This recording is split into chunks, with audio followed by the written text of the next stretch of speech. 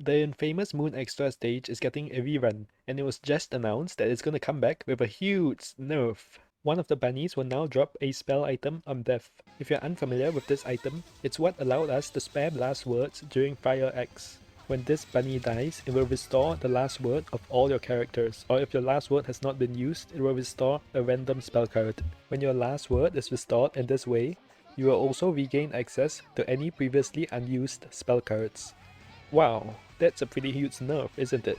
But AA Johans, in Fire Extra we had 5 bomb items which allowed us to spam last words. Will one bomb item really makes that much of a difference? Well, yes. For example, if you have Kanagi, a character infamous for being able to one-shot Iku without needing a full break using her full moon last word, guess what? She will now be able to do it twice with the spell card item. But what about us free-to-play players who don't have an Ultra Festival? Guess what? The bomb item restores the last words of all your characters, so you can just spam all of the last words again and clear the last gauge.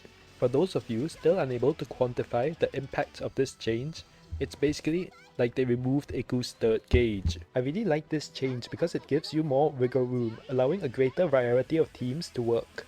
That being said, it does change the general strategy a little bit.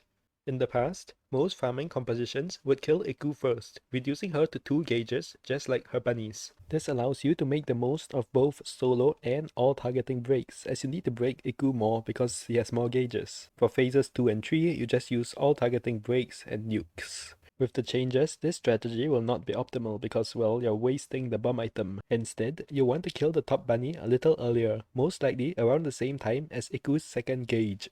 This will allow you to make use of the bomb item to kill Iku's third gauge. Because the top bunny and bottom bunny have Switch Luck and Grace Luck respectively for their Gauge Burst skills, you might not want to Gauge Burst them at the same time. As such, there may be some strategies where you first kill the top bunny and Iku, and then you kill all 3, and then you kill Iku and the remaining bunny. Besides this small but very impactful change, the rest of the stage will remain the same. This stage has just become a lot easier, so if you're interested in farming it for the very powerful story card that it drops, or you just want to get your first clear, check out some of my earlier videos. In this one, I explain the basic mechanics like full breaking and Gauge Burst. In this one, I talk about the enemy skills and what to look out for, and in this one, I talk about how to farm this stage consistently.